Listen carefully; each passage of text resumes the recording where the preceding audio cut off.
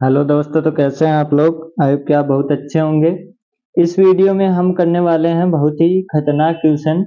यहाँ पे दो ब्लॉक दिखाए गए हैं और हमको क्या करना है, पी कैलकुलेट करना है। यानी बेसिकली फ्रिक्शन का क्वेश्चन है जिसके अंदर हमको क्या कैलकुलेट करना है, पी की वैल्यू कैलकुलेट करनी है। अब तो चलिए करते हैं शुरुआत।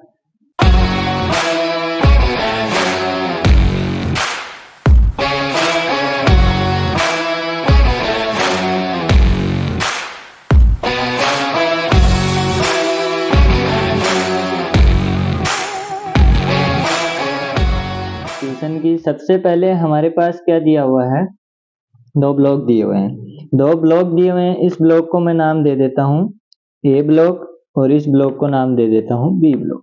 अब फ्रिक्शन का क्वेश्चन चालू करते ही आपको दिमाग में क्या आना चाहिए, जो मैंने स्टेप बताई हैं। पहली स्टेप हमको क्या करना है, फ्री बॉडी डायग्राम बनाना है। फ्री बॉडी डायग्राम की भी कुछ स्टेप थी। उसके बाद हमको क्या लगानी है, F X is equal to zero, F Y is equal to zero, और अगर मूवमेंट की भी जरूरत पड़ रही है तो मूवमेंट भी जीरो। अब हम क्या करेंगे, इसका फ्री बॉडी डायग्राम बनाएंगे। तो यहाँ पे हमने क्या बनाया, फ्री बॉडी डायग्राम बनाया। ये फ्री बॉडी डायग्राम किसका है, ए ब्लॉक, ये ए ब्लॉक है और ये हमारा क्या है, ये कुछ बी ब्लॉक है, ये बी ब्लॉक है। अब सबसे बड़ी गलती फ्रिक्शन के क्वेश्चन में कहाँ होती है, फ्री बॉडी डायग्राम में। इसलिए मैं बोलता हूँ कि फ्री बॉडी डायग्राम ध्यान से बनाना है। आगे की चीजें आप कर लेंगे लेकिन फ्री बॉडी डायग्राम में सबसे ज्यादा परेशानी होगी। सबसे पहले क्या लगाना है, पहली स्टेप क्या थी, वेट लगाना है। वेट लगा 1000 न्यूटन का। उसके बाद हमको क्या लगाना है, टच फोर्स। टच फोर्स यहाँ पे कितने लग रहे हैं, ध्यान से देखो। यहाँ पे हम क्या करते हैं, सिर्फ यहाँ पे एक टच फोर्स लगाते हैं। सिर्फ एक टच फोर्स नहीं लग रहा है, यहाँ पे दो लग रहे हैं। एक यहाँ पे लग रहा है, एक यहाँ पे लग रहा है। तो मैंने इसको नाम क्या दे दिया, इस वाली सरफेस को नाम दे दिया 1। तो ये इधर लगाएगा और ब्लॉक उस पर उधर लगाएगा, तो यहाँ पे फोर्स लगेगा N1। यहाँ भी आप ऐसे लिख सकते हैं लेकिन मैंने यहाँ पे लिख दिया इसको N1। और ये वाला टच पॉइंट लगाएगा, वो किस पे लगाएगा, ऊपर की तरफ। लेकिन यहाँ पे कितना एंगल 15 डिग्री है, तो यहाँ पे ये किसी एंगल पे लगेगा और वो कितना होगा, 15 डिग्री एंगल होगा। आई बात समझ। अरे ये था, ये परपेंडिकुलर लगता है। अब मैंने क्या कर दिया, इसको क्या कर दिया, उठाना चालू कर दिया। उठाया कितना, 15 डिग्री एंगल पे। 15 डिग्री एंगल पे उठाया तो ये भी क्या हुआ, इसके साथ उठा तो ये कितने एंगल पे हो गया, ऐसे 15 डिग्री पे। वही हमने किया है। हमने क्या किया, ये नॉर्मल लगता है यहाँ पे ऐसे, लेकिन यहाँ पे 15 डिग्री इसको सरफेस को उठा दिया तो ये 15 डिग्री के एंगल पे चला गया। दो काम हो गए। टेंशन फोर्स यहाँ पे है नहीं, कोई रोप नहीं है, कोई कुछ स्प्रिंग नहीं है। उसके बाद हमको क्या करना है, फ्रिक्शन लगाना है। फ्रिक्शन यहाँ पे कितने, जितने टच पॉइंट होंगे उतने ही फ्रिक्शन होंगे। जितने टच पॉइंट होंगे उतने ही फ्रिक्शन होंगे। एक टच पॉइंट यहाँ था, एक टच पॉइंट यहाँ था, यानी दो चीजों से टच कर रही है, मतलब यहाँ भी फ्रिक्शन लगेगा और यहाँ भी फ्रिक्शन लगेगा। अब ये वाला इधर धक्का लगा रहा है, मतलब ये ब्लॉक इसके नीचे जा रहा है। नीचे जा रहा है मतलब ये ऊपर जाएगा, ये ऊपर जाएगा तो इस सरफेस पे नीचे की तरफ एफ लगेगा। ये नीचे की तरफ लगा और ये वाला आगे जा रहा है, मतलब ये वाली सरफेस आगे जा रही है तो इस पे फोर्स उल्टी डायरेक्शन में लगेगा, यानी कि वो इधर लगेगा। आई बात समझ। कैसे लगा, यहाँ पे हमने क्या किया, ये फोर्स इधर लगेगा क्योंकि इसकी डायरेक्शन किधर है, इसकी आगे की तरफ है, तो ये इसको अपोज करने के लिए इसको रोकेगा। अब इस पे लगाएंगे तो सबसे पहले क्या लगेगा, वेट लगेगा। वेट लगाया 500 न्यूटन का। अब ये P है तो ये P यहाँ पे लगेगा। टच पॉइंट कितने हैं, दो हैं तो दो नॉर्मल लगेंगे। दो नॉर्मल लगेंगे तो यहाँ पे एक लगा, इसको मान लिया N3, और एक यहाँ पे लगेगा, उसको मैंने क्या मान लिया, N2। ये N2 मान लिया और ये कितने एंगल पे लगेगा, 15 डिग्री एंगल पे लगेगा। आई बात समझ। अब ये आगे की तरफ जा रहा है तो इस वाले पे फ्रिक्शन किधर लगेगा, इधर की साइड लगेगा। ये F3 मान लिया और ये आगे की तरफ जा रहा है, मतलब F किधर लगेगा, ऊपर की तरफ लगेगा। आई बात समझ। इसको लिख दिया मैंने F2। अब ये ऊपर की तरफ लगेगा, सॉरी यहाँ पे ऊपर लगा दिया, यहाँ पे क्या लगेगा F3 इधर लगेगा, F2 दोनों का वैल्यू क्या रहेगा, सेम रहेगा, क्योंकि दोनों एक सेम सरफेस हैं। अब ये आगे की तरफ जा रहा था, मतलब ये ऊपर की तरफ जा रहा था, तो इस पे फ्रिक्शन ये इसको किधर की तरफ लेके जा रहा है, आगे की इस साइड लेके जा रहा है, तो ये फ्रिक्शन हमारा इधर ही होगा। यहाँ पे हमने गलत मान लिया था, यहाँ पे क्या होगा, ये भी आगे जा रहा है, मतलब इसकी वैल्यू आगे है, तो इसको रोकने के लिए विपरीत डायरेक्शन में लगेगा, तो इस पे इधर लगेगा और इस पे इधर लगेगा। अब ये सब कर लिया हमने किसके अंदर, ये हमने कर लिया फ्री बॉडी डायग्राम में।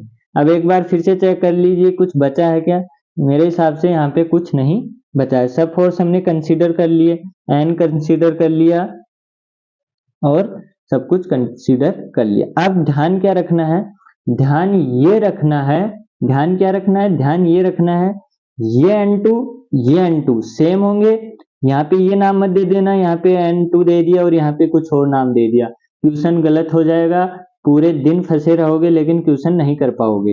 ये नहीं करना है कि यहाँ पे F3 नाम दे दिया, यहाँ पे F4 नाम दे दिया, दोनों का नाम सेम होगा, यहाँ पे दोनों की एन क्या होंगे, सेम होंगे, क्योंकि सेम बॉडी से टच कर रहे हैं ना, ये बॉडी इधर उतना लगाएगी उतना ही ये लगाएगी ना, और फ्रिक्शन इस पे इतना जितना फ्रिक्शन लगेगा उतना ही उस पे लगेगा। अब आप क्या करते हैं, यहाँ पे ब्लॉक रखा हुआ है, ये ब्लॉक है, ये जितना अर्थ पे लगा रहा है उतना ही अर्थ इस पे लगा रही है, तभी तो कांटेक्ट में पड़े हैं दोनों।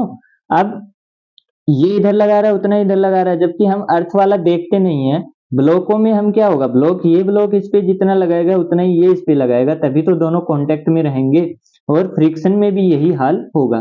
तो ये चीज आपको मस्ट मस्ट मस्ट मस्ट ध्यान रखनी है कि अगर दो चीजें आपस में कांटेक्ट में है और एन लगा रही है, मैंने पीछे के वीडियो में बताया भी है, हम गोले वाले क्वेश्चन कर रहे थे, एक कंटेनर में दो गोले रखे हुए थे, तो वो फोर्स लगा रहे थे, तो हम क्या कर रहे थे, दोनों की वैल्यू सेम ले रहे थे, तो वो चीज आपको यहाँ पे ध्यान में रखनी है। अब ये पॉइंट मैं एक बार फिर यहाँ पे बना रहा हूँ, तो ये पॉइंट क्या हो जाएगा, नीचे आ जाएगा 1000 न्यूटन, ये F2 है, तो ये F2 कितने एंगल पे हो जाएगा, यहाँ से 15 डिग्री पे, ये हो गया N2, ये कितने डिग्री पे हो गया, यहाँ पे 15 डिग्री पे, ये N1 हो गया, और यहाँ पे नीचे की साइड क्या हो गया, F1 हो गया।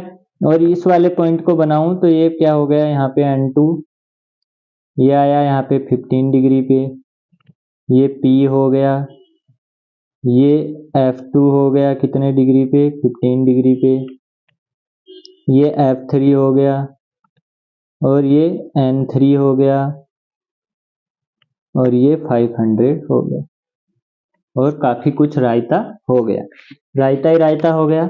अब इस रायतों को क्या करना है, सोल्व करना है, तभी तो ये प्रॉब्लम हमारी क्या होगी, सोल्व होगी। अब ब्लॉक ए पे जाइए, ब्लॉक ए पे क्या लगाना है, ब्लॉक ए पे लगाना है summation Fx is equal to 0 और summation Fy is equal to 0। Summation Fx is equal to 0 लगाया, N1 पॉजिटिव में है, बाकी कुछ पॉजिटिव में नहीं है, negative F2 sine 15, F2 sine 15, ये क्या हुआ, F2 cos, यहाँ पे F2 cos 15, F2 cos 15 हुआ, और इधर क्या हो गया, इतना ही रहेगा F2 cos 15, और कुछ लग रहा है क्या, यहाँ पे N2 लग रहा है, N2 कितना होगा, माइनस N2 साइन 15, ये हो गया, N2 का कंपोनेंट ले लिया, F2 का कंपोनेंट ले लिया, और N1 ले लिया। अब हम N1 को क्या लिख सकते हैं, F1 को क्या लिख सकते हैं, N1 म्यू, N1 म्यू लिख सकते हैं, 0.2 हमारा म्यू है, और N1। F2 को क्या लिख सकते हैं, 0.2 N2, F3 को क्या लिख सकते हैं, 0.2 N3, ये चीज सिंपल लिख सकते हैं। तो यहाँ पे हमने क्या लिखा, N1 माइनस F2 है तो 0.2 N2 cos 15 minus N2 sine 15 is equal to 0, ये हो गया। अब summation Fy is equal to 0 लगाओ, summation Fy is equal to 0 लगाया, तो यहाँ पे N2 cos 15 क्या है, पॉजिटिव में है, और नेगेटिव में क्या क्या है, F1 नेगेटिव में है, 1000 नेगेटिव में है, और F2 साइन 15 नेगेटिव में है। ये हो गया। अब यहाँ पे लिख दो N2 cos 15, N2 cos 15 लिखा, माइनस F1 को क्या लिख सकते हैं 0.2 N1 माइनस 1000, F1 को क्या लिख F2 को क्या लिख सकते हैं 0.2 N2 और साइन 15, ये वैल्यू आ गई। अब N1 को आप सोल्व करेंगे, N1 को जब आप सोल्व करेंगे तो N1 की वैल्यू क्या आएगी, N1 की वैल्यू आ जाएगी 0.442 N2। ये मैंने कैलकुलेटर से की है, आप भी करके देख सकते हैं। आप जब इसको cos 15 को सोल्व करेंगे, sin 15 को सोल्व करेंगे तो कितनी वैल्यू आएगी 0.442 N2। मैं N1 N2 की टर्म में निकाल रहा हूं।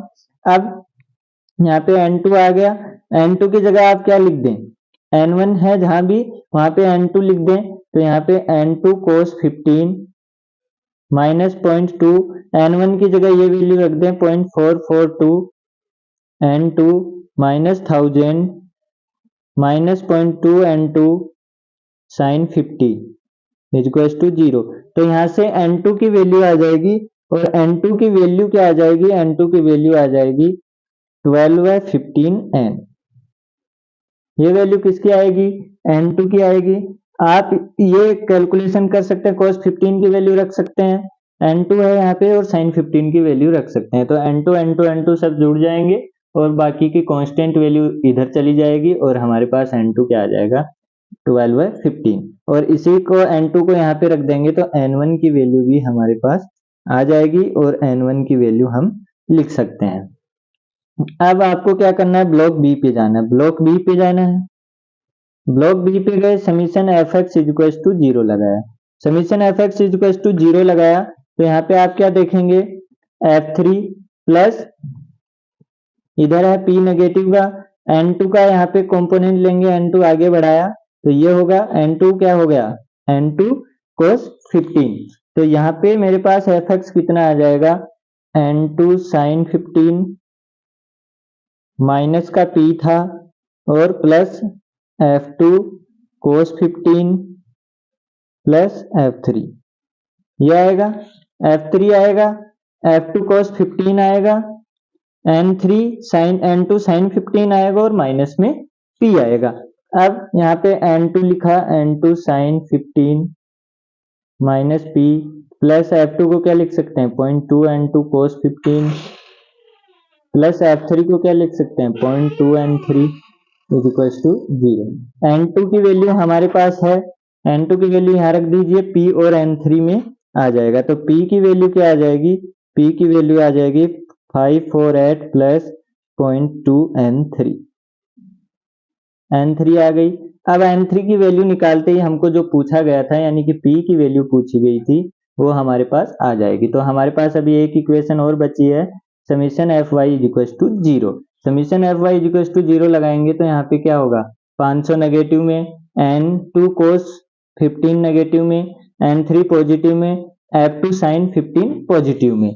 तो ये लिख दीजिए आप, यहाँ पे N3 क्या है पॉजिटिव में minus N2 cos 15 plus F2 sine 15 minus 500 equals to 0।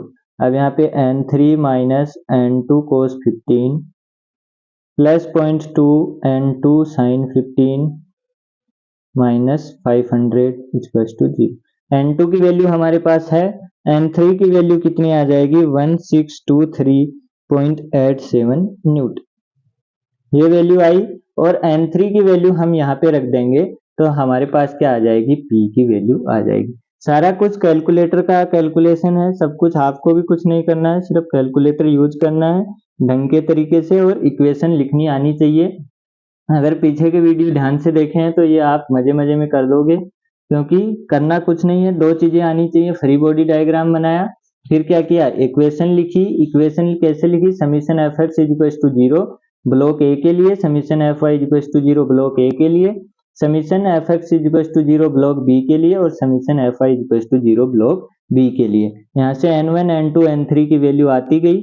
एक चीज और याद रख लीजिए, आपको जब भी F1 F2 इस तरह लिखा हुआ हो तो आप इसको म्यू की टर्म में या फिर N1 की टर्म में लिख सकते हैं। जैसे यहाँ पे मैंने क्या लिखा 0.2n1, 0.2n2, 0.2n3, जिससे सारी कैलकुलेशन आसान हो गई और हमारा वैल्यू p का वैल्यू आ गया। आई होप कि आपको ये क्वेश्चन समझ में आया होगा। अगर वीडियो अच्छी लगी हो तो वीडियो को लाइक करें, चैनल को सब्सक्राइब करें। धन्यवाद।